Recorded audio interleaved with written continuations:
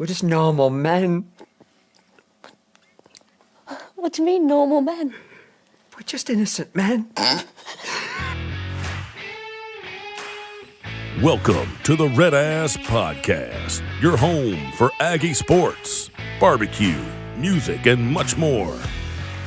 And now your hosts, Rob White and Roy May. Howdy, guys. Welcome back to the RedAss Podcast. Today is Tuesday, November 4th. I am Rob White, fighting Texas Aggie class of 2014. And I'm me. No, I'm just kidding. I'm Roy May, fighting Texas Aggie class 2015. I'm fired up today, man. It's like having the bye week to relax and watch football, but then it's like the anticipation you want to watch more football, and you're football, right?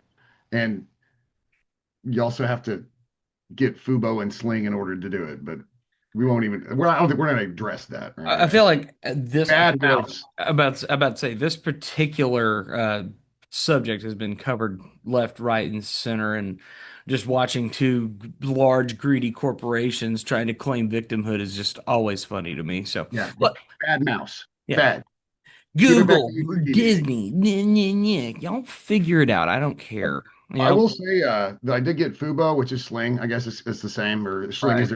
I don't know exactly how that works, but I got it and I've enjoyed it. The visual setup of it is pretty much the same as YouTube TV. So yeah, the only gripe we've had so far in this household was my wife wondering where all of her Grey's Anatomy recordings are. She is pissed. I can imagine. Yeah, she's not very happy about that. So yeah. But outside of that. Now terrible week of picks. Terrible week of picks. Yeah. We're awful at this. There's not a lot to recap. I mean, we can talk about the games that we picked, but I mean, we went 1-4, right? Not very good. They have a pulse. USC, we got USC right. North Carolina and Syracuse was a random game we picked. Nothing crazy happened in the Carrier Dome. Somehow North Carolina managed to win. Arkansas, yet again, they just find new and exciting ways to give away football games every week. It's fascinating. And then, of course, we picked with Vandy. So, yeah. Once again, not a whole hell of a lot to get into with all of that run. I mean, good game for Texas. I mean, you run out there and punch them in the mouth early and get up on them, which is exactly what you need to do on the at home in a situation like that. I mean, if you haven't seen the SEC shorts yet, you definitely need to. It was okay, but it talked a lot about the blackout with ESPN and everything. But when they're doing the radio and they're like, and Vandy and Texas are about to kick off, and Texas is winning. Are you kidding me? That was as soon as that happened, and I saw that tackling, I was like, oh no, Vanderbilt left their defense in Tennessee. Yeah, defense did not travel that week. I will say, the interaction, the fact that we have a little love triangle going on between battered Aggie syndrome and hope with A&M is great, and let's hope that continues. No pun intended, with hope. Now, for those of you who are regular viewers of the podcast, you may notice that once again, I am not at my house, nor am I at my fiance's house. I am currently in Lake of the Ozarks in Missouri. Missouri. I am in enemy territory. I'm only about an hour and a half away from Columbia right now. Are you guys going to try and go? Man, I wish I could. So the plan of attack is right now, I went ahead and put it on TexAgs for anybody who knows, but we are playing. And the best part is the fact that the game is at 2:30. Perfect. Game's over by 5:36, whatever that time frame looks like. If you're in Columbia and you have nothing else better to do, which you don't, I'm telling you right now, you don't. You need to come to the Blue Note and come watch a fighting Texas Aggie and his boss, who's a fighting Texas Aggie, opening for Randall King over there in Columbia, Missouri. So if you're in and around, would love to see you guys. But if you're at the game, you'll be done. And it's not like the tailgating scene in Missouri is worth a crap. Been there, it is not. Yeah. It's an interesting matchup. This is one of those where before the season started, things looked different, right? And and I heard this on the radio earlier this morning. Nuno was talking about it. And apparently there's Sips hate watching Texags. Like I can't ever imagine spending my morning watching Orange Bloods or Inside Texas or any of that crap. Right. But and they're commenting on the YouTube page. And this season has turned out differently than we thought, right? Because you just look at the opponents and how they've kind of fared in their seasons. We were looking at LSU and Missouri as really, really tough games. Yeah. LSU's fired their coach. Missouri's lost a couple. And now they don't have their starting quarterback. But what was ironic to me, and the lack of self-awareness would be outstanding had I not grown up around Sips. They're like, well, oh yeah, now you get a backup quarterback. Bro, Chacho, do not even start with me after last year. It's like, would they have four games where they got the backup quarterback? I mean, extending Dynamic. into this season, they've had multiple games where they were Yeah, even this. facing, yeah, I mean, facing backup quarterbacks. So, I mean, that's just injuries are a part of the game. That's one thing that we've come to know, and unfortunately, we know way better than a lot of people. When you are dealing with these type of injuries, these type of issues, it's just part of the game. You have to make your adjustments. All that's happening to us is you've now introduced an X factor with a freshman starting quarterback. You don't know what he's going to do. Now, you can make assumptions based on Yeah. what you've seen from A&M and you know what we're capable of. The likelihood is he's probably going to be flustered. It's his first start. You're going up against a top 5 team and you have one of the best defensive linemen and defensive lines in the country bullying you, trying to get to you. That's going to put a lot of pressure on you as a freshman starting quarterback, no question. Well, I think when it comes to assumptions, though, I mean, we're 9 games in, and I get that he hasn't Yeah. played a whole lot of meaningful snaps. I mean, he had some Right. mop duty against Vanderbilt, I believe, threw a touchdown, threw for like 138 yards on the mop up duty. But Yeah. the entire offense should be in play for this kid at this point because he's had enough Right. reps in practice, and I understand that we're going to throw a different look at him. And I'll get into that in a second, but you can't assume like a whole lot of anything when it comes to plug and play quarterbacks. And like you said, like this is it's not going to be a tough environment because he's at home, so he's got that going for him, right? Yeah. He's got all of fall camp, or no, he didn't have fall camp. Maybe, but I don't know if he's an early enrollee, but he had, he had spring ball. He had all the workout all the time he had in the summer, and he's had all of this season in practice as being the number two, right? They've got a true freshman as a number two quarterback, so there's some talent there. I mean, that's a given. I pulled up some of his stats. His junior year in high school, he completed just under 63% of his passing for almost 3,000 yards, 37 touchdowns, and only 2 interceptions. Pretty good. Ran for 420 and 7 touchdowns, but rushing stats for athletic people in high school, I think for when it comes to quarterbacks, I mean, 420 yards over an entire season really isn't a lot. 7 TDs is maybe just a lot of goal line work kind of stuff. Could be. But the kid can throw the ball, right? So 63% completion rate is okay. I mean, I think that's in the realm where, when Marcel's there, we go, I'd like it to be better. Right. 63% in high school it's an interesting stat because like you ain't playing in the SEC, man. You ain't playing at a college level. No. 63% is a bit of a do you have an arch arm kind of thing? Like, is it just an accuracy thing? Right. So it doesn't seem to be necessarily a dual threat quarterback by any means. But yeah, the only stats for some reason, I was just kind of looking it up. It gave me his junior year stats. So he might have been an early enrollee. I mean, I don't think he's a redshirt freshman. So he might have gotten fall ball or spring ball in. I don't know. But so but the whole playbook is in play for Missouri and for us scheming for their offense. But I think you hit the nail on the head. The biggest key to this game is getting an early start, and I mean on defense. I'm not even talking about scoring points. I mean Right. like they need 2 or 3 drives in a row to start the game where they either go 3 and out or it ends in a kick. Yeah. Establish yourself in the game. Put the pressure on them. Put the pressure on them because I know they're going to want to use Hardy, right? Hardy's their offense kind of revolves right. He's a good running back. Yes.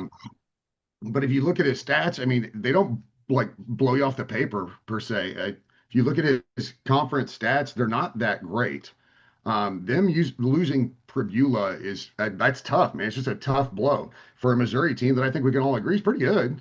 I mean, they're not Yeah. elite. I don't think they're national championship caliber by any means. I don't know that they're a playoff team, but they're not a bad football team. Eli Drinkwitz runs a good program. Yeah. They're middle of the road SEC right now in terms Yeah. of what we've seen. I mean, they're 2-2, about as middle of the road as you can get. Who's Um, around? Do you have the standings by any chance? Yeah, I can pull those up. So right now, Tennessee is south of Vanderbilt and Tennessee, just ahead of LSU in Florida. So if you're looking at what we have on the schedule going forward. All the teams that we have beaten at this point are south of Missouri in terms of their ranking in the SEC. Who else is 2-2 with them? Just them right now. LSU's 2-3, Tennessee's 3-3, Vanderbilt's 3-2. They haven't played a whole hell of a lot of conference games yet. Those four are just kind of all grouped together then, Yeah. basically. So well, let's break it down though. All right, Missouri versus Tennessee. Who do you think wins that game? Probably a pretty damn good football game. Probably a good football game. I mean, you gotta, man, after last week, maybe Missouri. Yeah. I mean, Tennessee did right not now. impress me in that Oklahoma game. They just didn't. I mean, they had so many opportunities. I'm watching this game, watching how Tennessee played that game, and I'm asking myself, how on earth is Oklahoma winning this football game? And then it just stayed that way up until the end. Yeah, so I mean, Missouri lose a close one to Alabama earlier in the year, but Right, and a close one to Vanderbilt, which yeah, they lost to Vanderbilt. Do they beat Tennessee? I don't know. That's probably a coin flip. That might be a whoever's home team kind of game. right. Do they beat LSU? I think they beat LSU right now. I would say they beat LSU, based on what we see with Brian Kelly. Now, with the revamp, whatever, everybody just with nothing to lose at the back end of the season. I mean, the fact that your governor's running pretty much the everything going on over there. I mean, that's complete chaos in Louisiana. All I'm gonna say is Mike Elko's halftime speech likely broke the state of Louisiana, and I'm not crying about it. That has just been such an incredible thing to watch over the last couple of weeks. Crazy. It's unbelievable. And I don't know if you've heard any clips. Somebody was interviewing Edo, and he's like, "I love to go back. I love my Tigers." Yeah. But Do you remember why he got fired though? well, the thing is first of all, LSU will never hire Edo because that requires them to really eat a lot of crow, right? Right. And nobody wants to do that. No, well, and LSU's not going to do it. Of No. all the programs, they're probably top five that they don't believe in humility. And we talked about this before. If they were smart, they'd go to Tulane and grab him. I think he's a good coach because I right now agree. the amount of just the sheer number of coaching openings right now is insane. Right. You're about to see a lot of pilfering of some of these better than average group of five coaches. I think you're going to see a lot of those guys get looked at. Of A course, really good way to put it. That's there's a, going to there's going to be some coordinator hires. There's going to be some other, some of those type of moves. Some people trying to shoot big to go get the big names. But right now, it's hard to look at this whole situation and not look at a guy like, Tulane and say, this guy understands Louisiana. He gets it. He might be worthwhile just bringing in just to reset everything. And maybe he's the right guy. Maybe he's not. But I would think it's a smarter hire than, you trying to throw. Like, I heard a rumor. Now, I don't know how true this rumor is, but the rumor is apparently LSU is offering Nick Saban like $60 million to coach 3 years, and then he gets to set his successor after those 3 years. Nick Saban has grown into his job with College Game Day. I think he loves it. I think Miss Terry is happy with him no longer coaching. And I think there's a lot to be said for that. And also, a guy like Nick Saban understands if you get back in and you don't win, you're kind of screwing your reputation a little bit. And Nick Saban worked a lot of years for his reputation. And you saw it when he went to the NFL and failed. What did he do? He went back to college to make sure that his legacy and his reputation was basically untarnished. Nobody even thinks about his time at Miami. And we Right. all know it was a failure. But Yeah, we it wasn't don't great. he just fine. It didn't work out in the pros. So, and that's where I think you'll see guys like Brian Kelly and James Franklin. Obviously, they have all the money in the world. There's no reason to coach, but they want to coach, man, and they want to make sure that their name is still, reputable, and they want to go out on a high note. And obviously, getting canned ain't the way to do it. And that's why I think you'll see Jimbo Fisher probably back in college, which is absolutely insane to say out loud, but I think you will. I think he'd be a great fit at, Virginia Tech or somewhere in the ACC. Again, go back to the ACC. But I think on the other hand, you see all these openings and you realize that there are probably some universities that are going to be like, oh, we got to hold on for one more year because we don't want to compete against some of these schools, like some of these names, LSU, Penn State. Like, do you want to throw your hat in the ring knowing that you're not going to get the best guys? Well, and I mean, yeah, and just to pile upon that, now Auburn's in there because Hugh Freeze is out. Like that's just another another coaching hire that's going to have to get thrown into this cycle. Man, it's all I know for sure is like the day after we get done with rivalry week and everybody's going to start kind of really hammering home these coaching searches. It's going to be pure chaos trying to keep up with all that. I vividly remember the coaching carousel graphics that TexAgs would always put out. Holy mother of God. This one, it's complete carnage, man. Yeah. And what do they call it, Black Monday? When all the coaches get fired. Yo, yeah.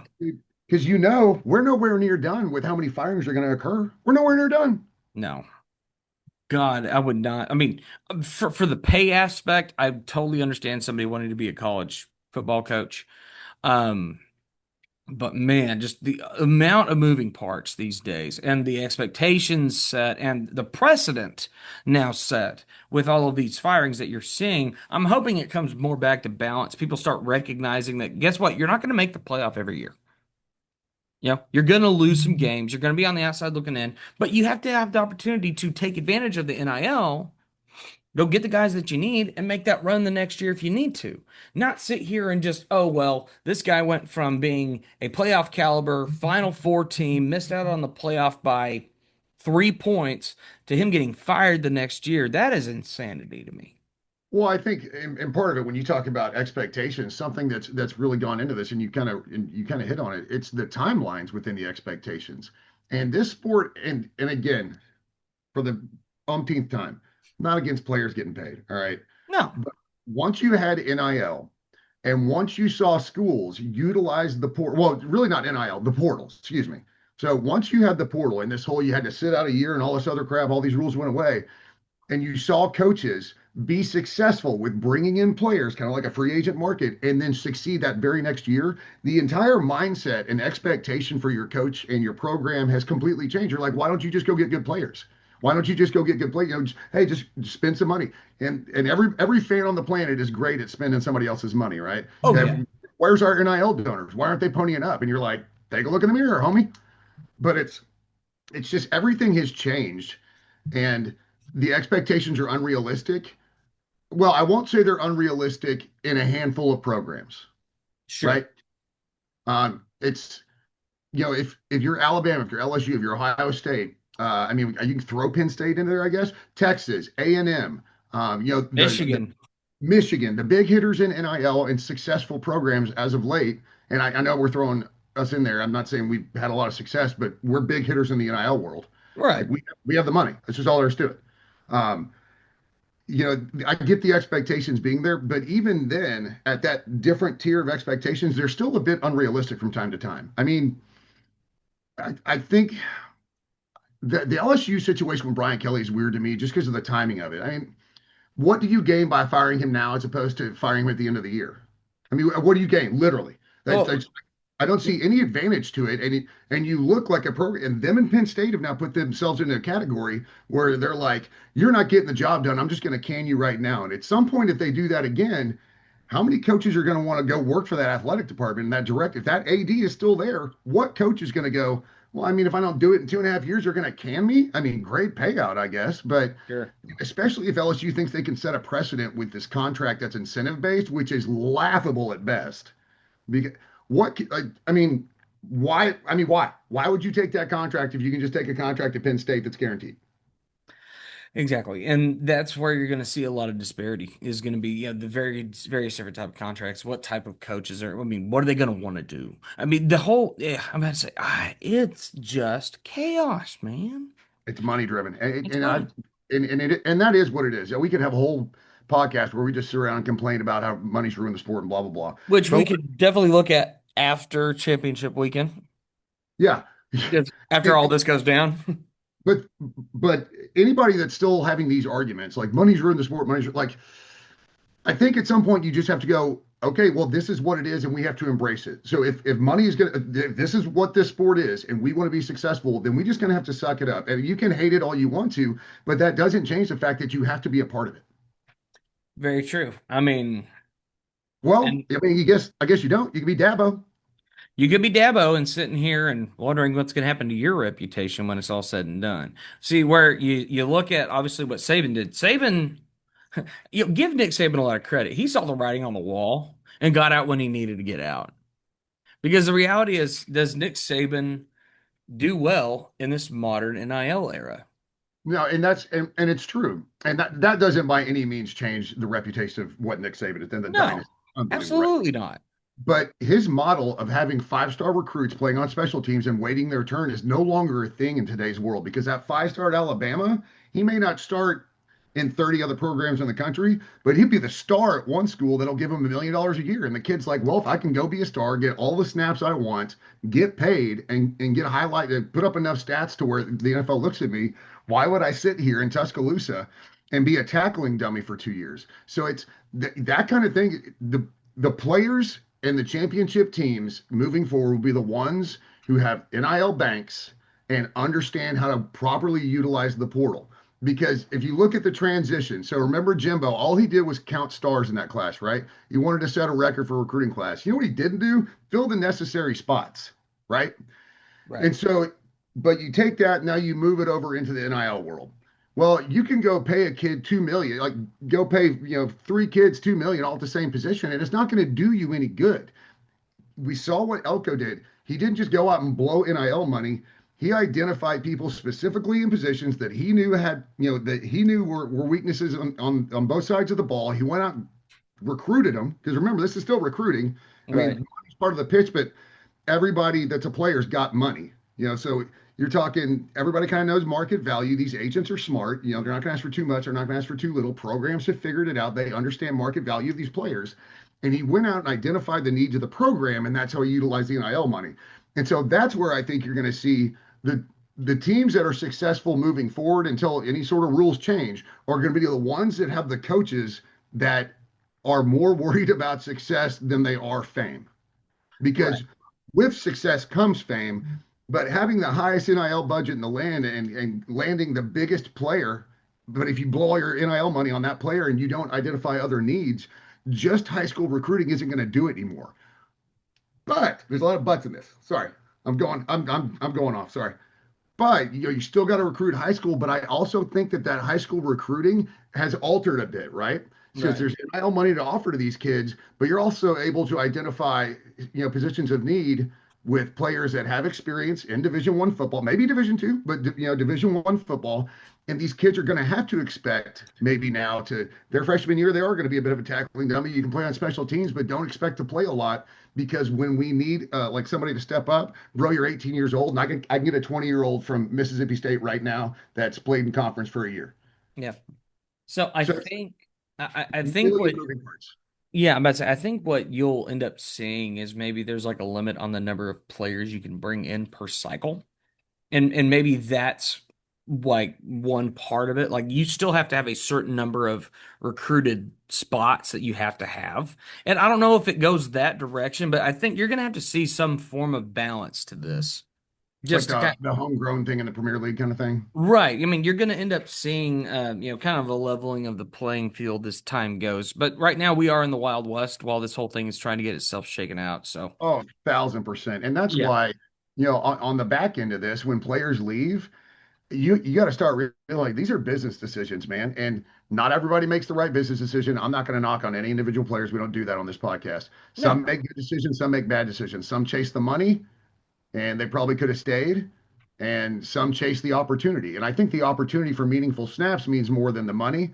But sure, every kid's going to make their decision. They're influenced by these agents, and unfortunately, there's a lot of agents out there, and I think this is true across the sports agent world that don't have their clients' best interests in mind. It's it is literally all about the greenbacks, and it's unfortunate because a lot of these kids are maybe making moves that they shouldn't make, but financially, it seems like a really good decision right now. But it's the difference between, you know. What is it like? Would you rather give me $10,000 or like a penny a day and it doubles, or like that little mathematical well, thing? right. And I mean, and that's the other side of it, right? I mean, you have these sports agents who are, I mean, call it what it is. I mean, taking advantage of young people. Granted, the parents can certainly help out with the kids to try to give them some pointers. But when it comes to this type of money, especially at this stage, it's hard to not look at, a payout, especially for a family. Maybe you grew up in a, less than ideal situation and you're getting offered this kind of money. I mean, life-changing money. to go play at a particular school? Oh, absolutely. I mean, some of these contracts are 100% life-changing money. They would be for 95% of the population, No basically. question. It's just, and it's yeah, and every situation is going to be different, right? Every single one. And some of these kids are making the decision to get life-changing money and be in really good situations. So I And mean, those are they're great. not all making bad decisions by any means. Like Craver and Concepcion, fantastic idea to leave Mississippi State, by the way. Yeah, and we love And it. NC State, yeah. Yeah, and it's NC State, and Mississippi State. Like, I mean, look at those two programs. Look where you are now. It's not just that you're getting meaningful snaps. You're spotlighted in the nation, I'd say you're competitive right and you're now. competing. Not just for an SEC title, but potentially more. You're in position to do that, and you've largely been a big part of that, both of you. Yeah. Oh, absolutely.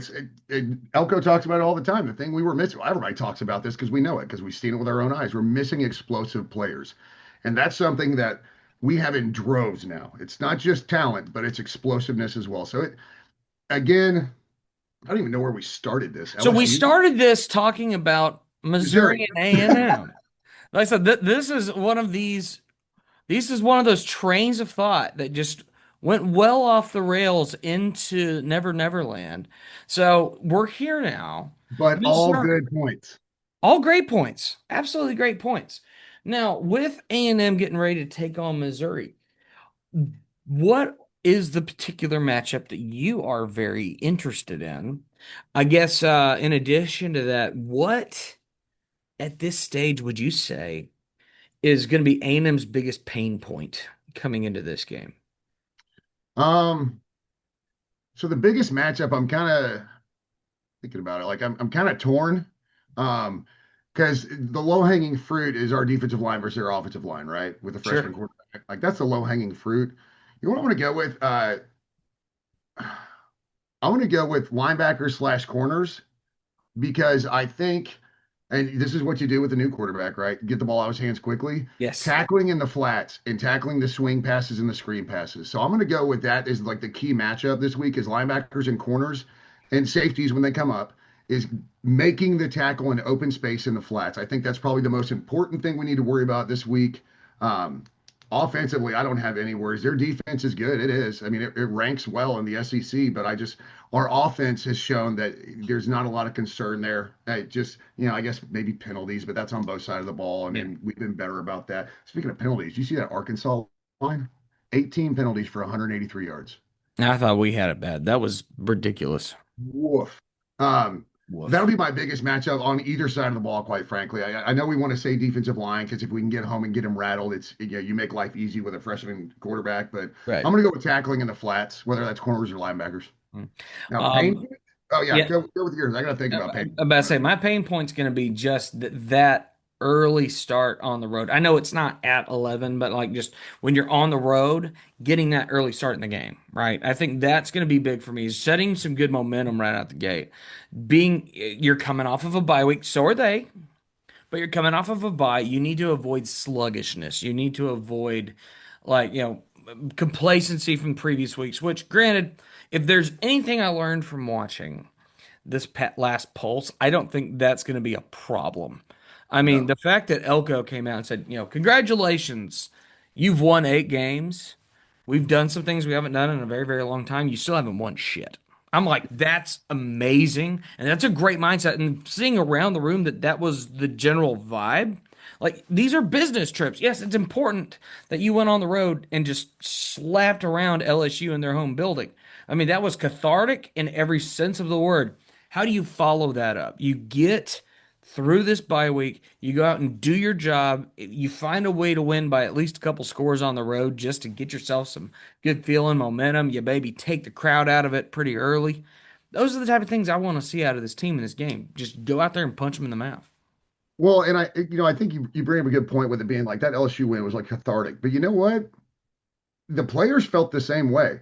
I Yeah. mean, they're not the teams that hadn't won in Death Valley. These really aren't. I mean, there's a couple of players that hadn't, but it was probably only once. No, it's more for But, us, but the fans. you can see like the team embracing the fact that they are kicking down so many doors this season that previous teams would not have done, right? Yeah. And it's such a business mindset though. Like go about your business, get better every week. Hey, we are seeing the Elko effect in this program from top to bottom. Um, and for me, I think that's big. I love it being 2:30 though. I hate 11 a.m.s. I hate 11 a.m.s at home, On the um, road but at 2:30, I can take a 2:30 all day, man. That's fine with me. Missouri, they're coming off a loss to Vanderbilt, right? and a bye And week. yeah, lost to Vanderbilt, then bye week. So I mean, the freshman did get an extra week of reps, which is can do nothing but help, Yeah, absolutely. huge. It'd be great. But I think defensively, we've probably got some stuff that we're going to throw at him that we haven't put on tape at all. I wouldn't be shocked to see to see Missouri kind of pull out some of the stops as far as like trick plays and other things, mainly because what do they have to lose at this point? They've got to win out. Right. I Like mean, they that's have that's to our only they, option. they have to win out. And so, yeah, I mean, I could see a little trickeration kind of fun stuff, but that stuff only lasts so long. You can only do You're so right. many things in the game. Um, and they're significantly harder to pull off with a freshman quarterback who hasn't started. Right. Um, I think Missouri's offense is good, but again, this is a Purbuella offense that's good. They're averaging 6.12 yards per play. That's a great amount of efficiency. That's an insane amount of efficiency. Yeah. But it doesn't like again, last or 2 weeks ago's Missouri's offense is not this offense in the sense of firepower from Purbuella. I Well, and think they're not to going to mention run. they only scored 10 points on Vanderbilt. Yeah, and that was with Purbuella. I mean, maybe Zoller comes in and we make him look all world. I don't know. We loved doing that last year. But again, this is not last year's team. That's my Right. biggest thing I keep harping on. And I know there are players on this team that were here last year, but this is a program that is building.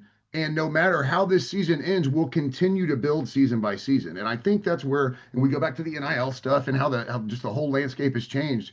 You have to have a Mike Elko to be successful because that includes managing your program, right? I Right. mean, you've got to be a GM on top of being a coach. Whereas in the pros, they've got GMs, they got all this stuff. Like you have to do that all. And part of that is looking inward at your program objectively and figuring out where you're bad. Hmm. What are we doing wrong and what are we missing? And being able to address that by bringing players in the portal, still recruiting as well in high school because you've got to build depth and even bringing in kids from the portal as depth pieces. So I think it's an incredibly harder job at the college level than it is at the pro level. Well, yeah, I mean, especially when it's a year over year deal, whereas in the NFL, yeah, you're going to lose some key players here and there. Some guys are retire. Sometimes they're going to have, new contracts that got to get negotiated out. But largely, you maintain a core, right? I mean, you're going to have O linemen that have been there. I mean, Jake Matthews has been in Atlanta for how long? I mean, you have Since the had, Clinton administration, yeah, feels like it. You right? all right, so you have these stable people that you can sit here and rely on that are going to be in your program. I mean, most of the time these days, you're going to be lucky to get 2 or 3 years out of most of these kids if you're lucky. So you have to take advantage of each of those individual deals. This particular team, they play for each other. They know what the end goal is. Their coach has been just light years different in terms of attitude, in terms of presentation, and above all else, the dude commands his team. And they listen and they understand and they respect. And he's got a great staff around him too. So it's just all the parts and pieces are falling together for A&M to go out and do something great. Now, you are in the final third of the regular season. You need to win at least one more SEC game. I'll just go ahead and say, go ahead and at least win two. And you're going to be sitting plenty pretty to do the things that you think you need to do to accomplish a great season in this town. Yeah, and I'm sure something along the lines for Elko is the word is finish, right? Finish. Finish. That's what we got to do, and you got to finish every play, you got to finish every quarter, you got to finish every drive, you got to finish every game, and then we got to reload and do it all over the next week. Yep. But the beauty of it is, if we finish this week, I think there's going to be a mentality. I know that we beat the tar out of LSU, right? But 3 games in 4 weeks on the road, if we're able to go into Columbia and beat Missouri, that'll and I know like we're in the back third, but this is also a section of our schedule that was daunting preseason. And quite frankly, going on the road in the SEC is still not easy no matter where you go. Ask teams a couple of years ago about heading to Vandy and heading to Starkville. And if you can close off this block of games and knowing you're going back home to the 12th man for 2 weeks, that it's gonna feel different when they're talking about packing up and going home. Yeah, I mean, you're talking about milk and cookies at that point. You're gonna be sitting nice after this week. Like this is the end of this particular road for the road games. All you have to do, get out there, take care of your business against Mizzou, which you are more than capable of doing, and you get rewarded by coming back to Kyle Field. You're gonna have a chance to take on South Carolina. It's gonna be an early kick. That's fine. It's That's not going to matter. The 12th man is going to be dying to get in that stadium. It's right. not going to. Exactly. You're going to have your fans. It's probably going to be 100, 100 plus thousand without question. You know, Weather's probably going to be perfect. right. You're talking, it's going to be great. And all the while, it's going to be an early kick for South Carolina. They're going to be groggy getting in there. That's perfect. Everything's setting up nicely for that. You just need to go out there and take care of your business this week, And which then we you've know got you can. Samford. Yeah. You've got Samford. You think about Samford, these are the games where normally you get like 98,000, 100,000, and most of them are gone by halftime. This I've is like seen one of the last affordable football games for people that want to see this team that right. might go do something incredibly special. They want to see him. Don't be surprised if you have 107,000 for Samford. The tickets have been insane. I've seen them. Like I was looking at them ahead of time just for posterity because looking at my schedule, it looked like I was going to be pretty clear coming into that weekend. Like, oh hey, I might just go to the Sanford game. I'm looking at tickets for Sanford. I'm like, oh wow. I mean, it's impressive. I mean, these are the type of games that we would go out and pay. I mean, I could get a ticket for 25, 30, $40. You go on ticket exchange on TexAgs, they just give them away. Like, hey, I want to give them away to your first responder or something. Like, man, these tickets are getting sold. Like, this is probably, and I wouldn't even begin to know how to research this, but this is probably one of the most expensive tickets that Samford has ever created. And they didn't create it by any means, but like a game that they've been like a part of on the road. Right. Look, if we win in Columbia and we beat South Carolina, those tickets are going to be like 750 bucks, $1,000. It's gonna be insanity. You see him play Samford. Yeah, but that's the Watch world. Miles O'Neill play a half of football. Probably. So, I mean, it's all right there for you, but you have to finish.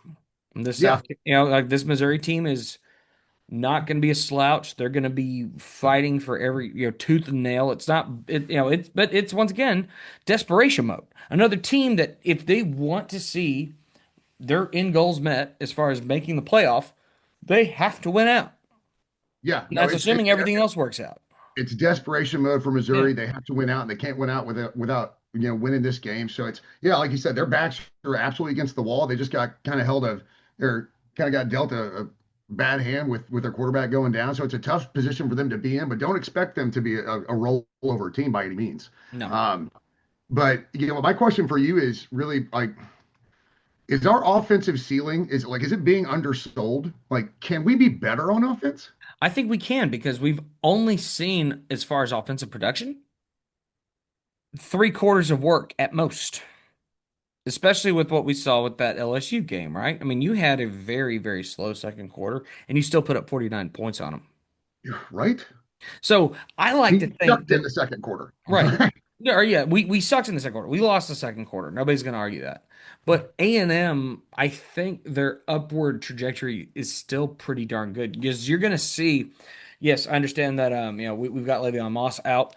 I haven't heard much on when that return might take place. I've heard maybe late. I've heard so the rumors I've heard is maybe he gets like 4 to 6 carries in the Samford game. Like he could be ready for Samford. Could be.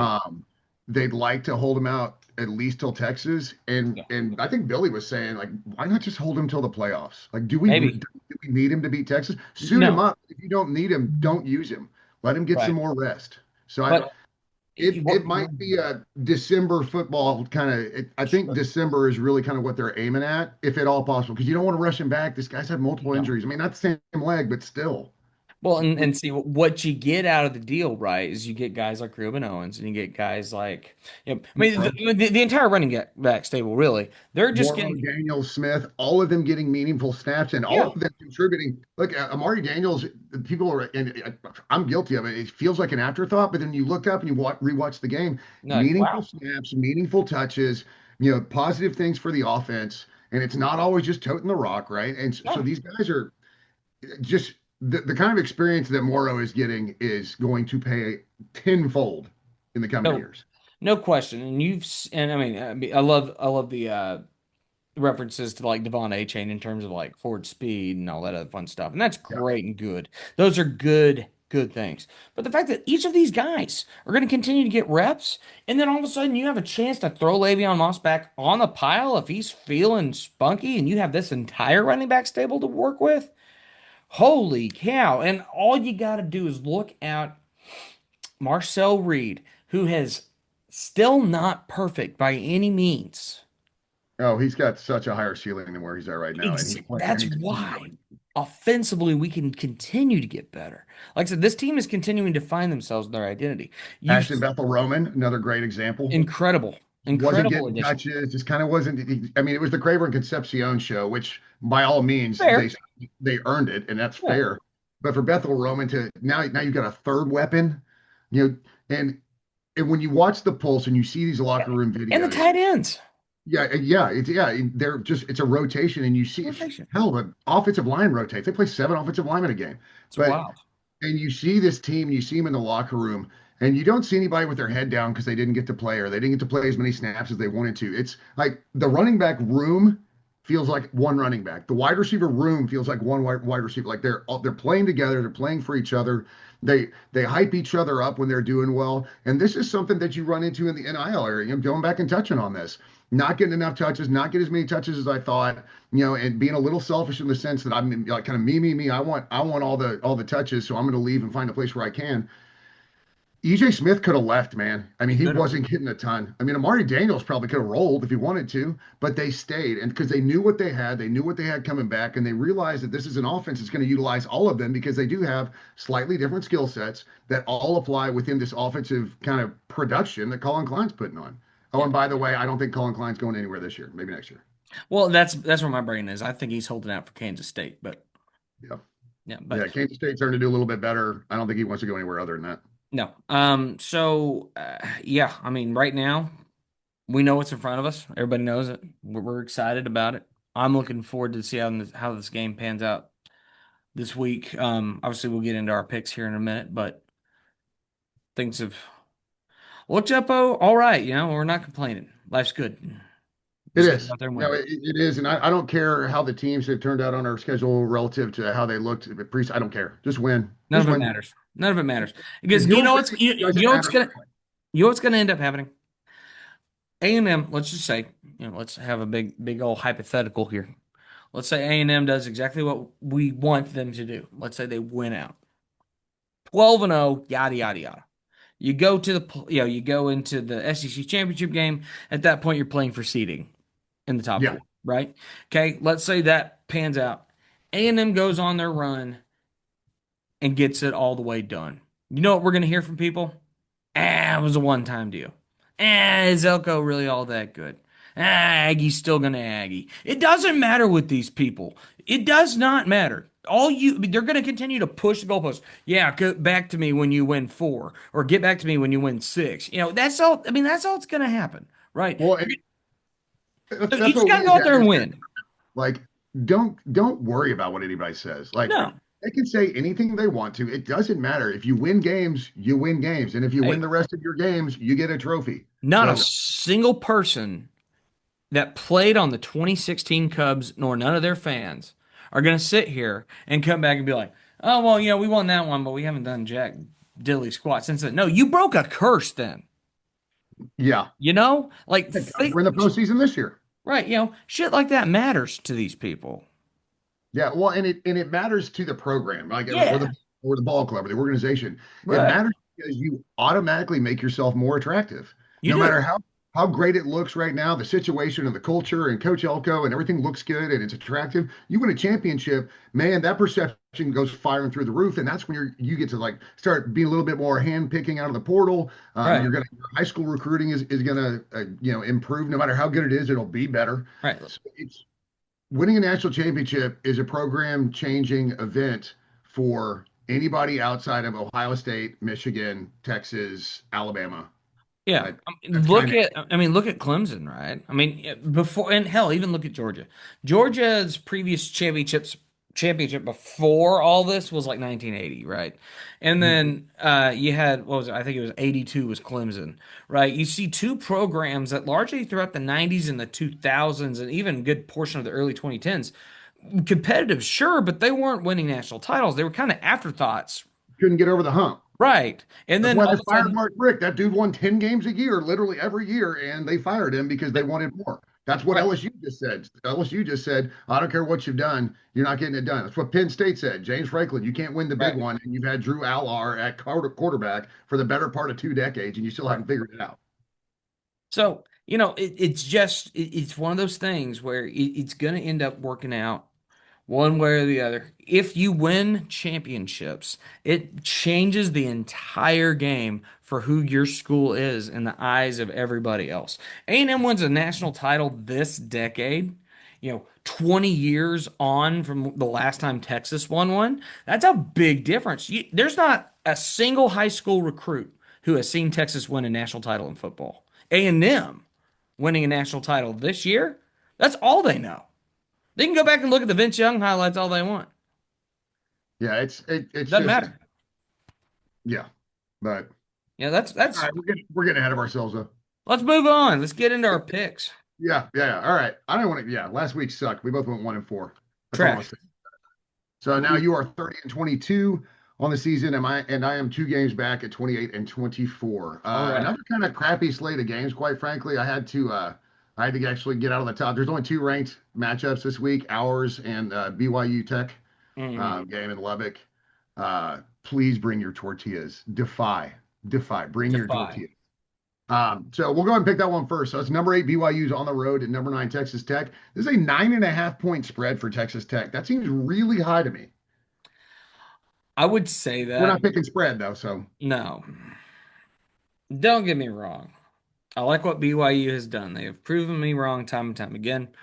I'll be completely honest. I thought Kansas State was going to get Tech last week. That did not happen.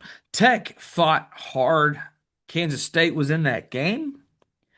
But if I'm being completely intellectually honest, I have very, very good faith for Texas Tech. You're playing at home. Yeah, it's an early kick, but it's also ESPN game day. You got all these other fun things going on. It's a big deal that week. I like Texas Tech in this game. I do. So give me those Red Raiders. all right, guns up for me too. Yeah. I mean, Yeah, I don't think BYU's a paper tiger by any means, but I don't know that they're the 8th ranked team in the country, man. I Tech might cover this spread. I think they will. Hell, I think they win by 2 scores. If Tech has shown when they win games, They they're win by a going to be lot. winning them by 20 Yeah, points they plus. They're going to run blow away you with out. it. Yeah. All right, so I have 2 butt bowls this week because I was just looking for tight spreads. Yay. The first is my how the mighty have fallen. Florida State goes to Clemson. Clemson is a 2.5 point favorite at home. I don't have a clue how this game goes. They are both so bad. Why would you throw in a wild card like this? Oh, You're I've got wrong. another one. You're wrong for that. Oh, I've got So 2 this week. um so Florida State finally gets back on the horse against Wake last week. And that's great and good. Clemson's on a 2-game slide. Yeah, they took care of their business in a couple of games, but I mean, yeah, they've lost to Syracuse, they've lost to SMU, they've lost to Duke. Granted, I think we've seen that SMU is a little bit better than we had initially thought, Yeah, I think that's fair. which I mean, fair enough. I mean, I think I'll go with Florida State. Why not? Okay, I'm going Clemson All right, only because they're at home. only because they're at home, and that's fair. All right, I've got a worse game than that. Oh God, This is like the double butt bowl. 4-4 Maryland on the road at 4-5 Rutgers. The line is a push. There is no line over under at 58. Oh, no, it changed. Oh my gosh. Rutgers is 1.5 point favorites at home, which hmm. in theory means Maryland is the better team. Over under 58.5. So you're looking like a 28-25 game. I mean, I got nothing for Rutgers. I don't know. I mean, technically, you're looking at a 30-28 game if they cover. I know nothing about these teams, and frankly, I'm just like, "Ugh, give me Maryland. Terps. Gonna go with the Terps. Go with Terps. I'll go with Rutgers. I mean, might as well. I gotta catch up. Wait, time out, time out. Is this your ploy to try to catch up in the standings? Is No, that what you're no, trying to do here? I look for tight lines. Dude, look at the lines this week. Oh, They're I terrible. seen them. Oh, I They're see. terrible. I got another tight line, but at least we know these teams. So what are their records? Here it is. 6-3 Nebraska is on the road at 3-5 UCLA, and UCLA is favored by 2.5. So they're saying this is a pick'em game against a team that just extended Matt Rule, and I still don't know why. One of the extensions of all time. That's about all I'll say on that. Just out of fear is my guess. Yeah, and I mean Nebraska going west too, on top of everything else. And it's a late kick. And it's like, yeah, man, that's a toughie. That is a toughie. I wouldn't put money on this game. Like No, if I I were wouldn't betting either. on this game, I wouldn't. This is not one I would pick. Man, I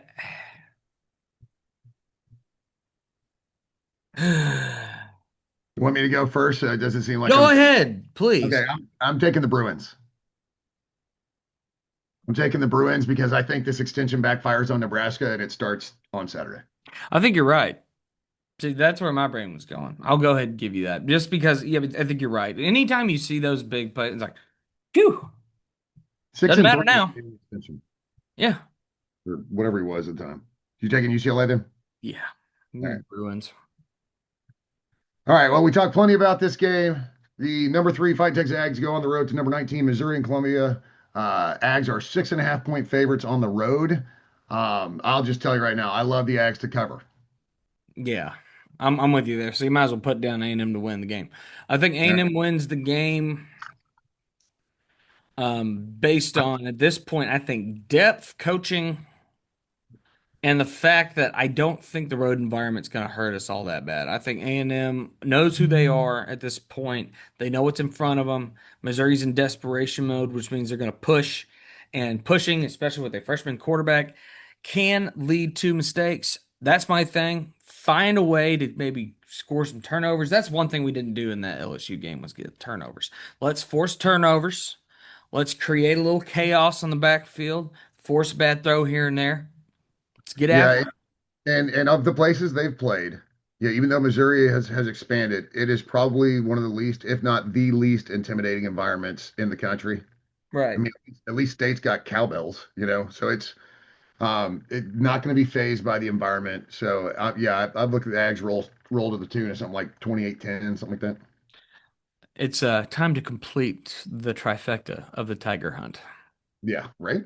Let's say, I mean, you already got the blue and orange one on the wall. You already got the purple and gold one on the wall. You might as well get the gold and black one on the wall. Yep. So, all right, questions. We have a handful. So let's go ahead and get into those real quick. Dr. Chad E. Nelson Nope. fires in. He asked, what is your preferred ranking for A&M in the college football playoff poll tonight? I'm going to say 3. I'm okay with where we were sitting at with 3. I could honestly see them moving us up to 2. Just because of the balance between the Big Ten and the SEC. They're going to want to have it. I don't know. To me, 2 or 3 is irrelevant, but that's where I want to be. I want to be 2 or 3. I don't. That's just where I want to be on the bracket, kind of the proposed bracket right now, just relative to AP rankings. As much as I'd love to have a home playoff game at Kyle Field, like I'm fine with being in the top 4. So yeah, I want to be 2 or 3 though. Hey, they're not going to put us at 1. I can't imagine they drop us to 4. I mean, we're undefeated. There's nothing you can do about that. Like we just haven't lost a game. Right, exactly. You've done what you needed to do so far to earn your spot in the top 4 and comfortably in the top 4. So you're fine. You passed every test. You passed every test. You're fine. But I don't want to be 4. Like I wouldn't want to have to mess with the 1 seed earlier. No, I would rather be a 2 or 3 seed. I think that's a good spot to be. A more balanced game at that stage. Plus, you're going to end up having a higher seed to worry about. Yeah. In the earlier rounds. Be as highly ranked as you can be in that situation. Yes. So 2 or 3 would be great. Garrett Smith fires in. He said, "Is it bad luck for Roy to say a team should win by a large margin? A&M big over Arkansas, Vandy big over TU, Army Navy last year. Are you cursed?" What a dick question. It's Garrett. No, I'm I just didn't ask terrible at it. picking games, man. What am I? I'm 4 games over 500. Dude, if you're betting, like if you're using your money on my picks, you are a moron. We love you, Garrett. Jerk. Hey,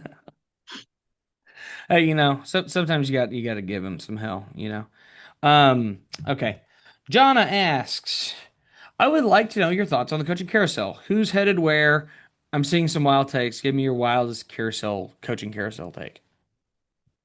My wildest coaching carousel Yeah. take. Well, just go with one of those because there's so many right now. We'll be here for another 20 minutes, and I don't have time for that. I'm hungry. Here's my wildest take. Jimbo Fisher signs a contract before Brian Kelly. I can see that. And now, if you had to pick a school, where do you think he goes? I've heard Virginia Tech. I've heard Florida State is potentially interested. That would be absolutely wild. That'd be funny.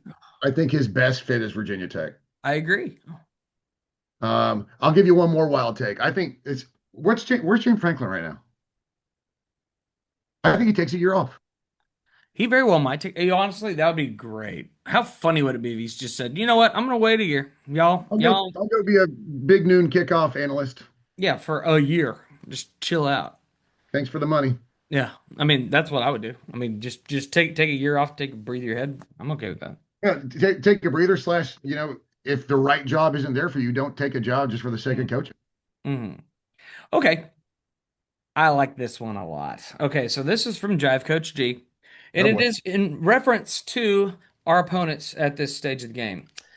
So why do we keep playing Tiger teams? Auburn, LSU, Mizzou. Can they all get together and figure out who's the sole owner of that mascot? So, who is the real Tiger team of the SEC? What LSU. teams have to change their mascot, and what should they change it to? I agree with LSU, you. LSU, the true Tigers. Auburn just needs to embrace War Eagle. I mean, they already had 2 mascots anyway, so they can be the Eagles or the Mhm. War Eagle. Auburn War Eagles. I have no problem with that. No, I think it's great. Missouri can be, I don't care. The Mason jars. I don't give a shit about So, Missouri. The fighting Mason jars. I like that. okay. So, fun fact Mizzou was one of the OG Tigers back in the day. They were one of the OG Tigers. I will give Mizzou the Tigers, and I'll explain my logic. LSU becomes the Bayou Bengals. You Well, that's change fair. up you change up the name. It's not just straight up Tigers, but call them the Bayou Bengals. And I Yeah, I think can that's embrace it completely, since it's unique. since we all call them that. Right. I'm about to say, it's unique. It's cool. Just embrace that. Become the Bayou Bengals from Baton Rouge. Boom.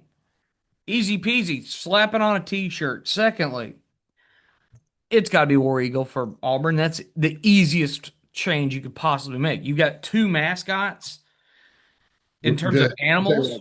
That is one of my favorite pregame traditions in the I love SEC. it. That eagle was, yeah, I like flew right over my head. Like super cool, man. I Super. love that. But yes, I would definitely pick. Yeah, that would be my choices. So honestly, great question from I, Javi I think Coach. mine was just because I feel like LSU's earned it. I would agree. Historically, yes, LSU. If they've of any of them, okay. So that begs a question: if one's a bulldog, if Georgia's the Bulldogs, what would you do to state? Cowbells. Just call them the Cowbells. Call them Klanga. Klanga. Anyway, um, cool. So we got that. I think that just about clears up the questions. I do want to have a quick bonus segment here at the end of the podcast. It's going to be super fast, just like fighting Texas Aggie basketball. Bucky Ball is here, and we scored 98 points last night. Yep, and that's honestly not playing very well relative to what Bucky's expectations are. And missing one of our starters. Yep. 98 points. Yeah, High pressure. Pop Isaacs played, but that was I heard that this morning Luke Evangelist was talking about it. Like that was basically his first practice of the year with the team. Kind of. I mean, he just hasn't been practicing because he's been injured. So I think this team is going to be really fun. That Oklahoma State game, the non-conference looms real big. I think that's going to be real interesting. Yeah. There's going to be a lot of really interesting things to keep up with this team. So I far, mean, man. So far. they took care of their business in their little scrimmage to start the season against Arizona State. 95-88. Yep. Defense leaves a little, to be desired, but that's what you sacrifice for getting down and playing a fast level football. And also, I mean, in basketball, on top of that, I mean, you were shooting how well from three and free point, and free throws and all these different things. Those are things that we have lacked on that we are seeing better here. Yeah. Ooh. No, Yeah, I it's understand it's Northwestern State, but still, it looks like it's going to be a ton. Well, I mean, they beat Northwestern State by how much they should have beat 30 Northwestern points. State. You Smoked just them. look at the names on the jersey. So it's exciting. It's still an evolving, growing program and style of play and getting used to it. But obviously, it looks like it's going to be a ton of fun. And one extra thing to add in here. Aggie volleyball beating the hell out of TU, handing them their first loss of the season on Friday night, and then they turn around, hop on a plane, and have to go to Knoxville to play the number 16 team in the country and beat Tennessee. Two ranked wins in one weekend is bonkers, especially with one of them being on the road. And now you're up to sixth in the country, which is the highest ranked ever for Aggie volleyball. So they have been a blast to watch. Impressive. I'm thrilled for them. I'm glad they're doing great. And Jamie Morrison, I'm telling you, I keep saying it, building a monster, man, building a monster. yeah, he's been kicking butt and taking names. So no complaints on that front at all. So anyway, the rest of my week, I'm here. I'm gonna be rocking and rolling over to Wichita, Kansas on Thursday for a show. Then we're heading up to Des Moines, Iowa. Then we're coming back down to Columbia on Saturday. So if you're in and around and you're a regular listener on the podcast and you want to come check us out, we are playing a show at the Blue Note there in Columbia, Missouri. After the game, come hang out, win or lose. Let's just party, have a good time. Well, and what if you go to Carson Jeffrey socials, you'll have all your tour dates and everything. So, Yeah, all the information's on there, so we'd be happy to have you on there. yep. So All right, man. Back yeah. to game week. Back to game week. We couldn't be more excited to be in it. I am Rob White. This is Roy May. We are the RedAss Podcast. Be sure to check out all of our socials. We mentioned them time and time again. If you're on the YouTube, both of our handles are down there at the bottom. We're on Instagram. We're on X. Looking forward to having all y'all out there. Thank you so much. Gig 'em. Subscribe, turn on those notifications. If you can, please comment on the YouTube. It helps with the algorithm. So Yeah. just just the page. So if you can, just even a thumbs up or a middle finger if you don't like us. I'm fine with that too. Just comment. Just Yeah. comment. We're happy with it, y'all. Thank you so much. Gig 'em. Beat the ever living hell out of Mizzou. We'll see you next week. There you go.